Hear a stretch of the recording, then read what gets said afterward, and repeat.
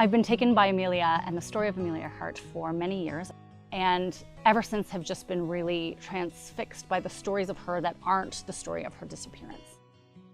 Her work as a social worker, working with Chinese and Syrian refugees in their early 20s, that she started a clothing line because she couldn't find clothes for women pilots.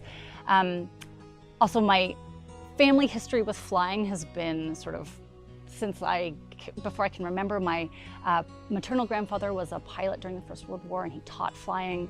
So, I spent years reading his flight log. And my dad took us to every air show when we were kids, my sister and I. So I've had a lot of planes in my life that I, very much rejected as a kid. So it was really nice to come back to flying sort of on my own terms and figuring out sort of where they fit into my world. So this is from Letters to Amelia, and it is a section after Grace reads a letter from Amelia about being in Toronto. She Googles Amelia Earhart plus Toronto plus hospital and finds a photo of Amelia dressed up as a nurse's aide. She scrolls down and discovers the hospital Amelia worked at is just south of the library. Grace locks up the letters and walks into the early September heat without telling anyone where she's going. Toronto, she was here. Amelia was here, walking on these very same sidewalks. Grace walks west on Harvard, then south to the building that splits Spadina Avenue like a rock in the river.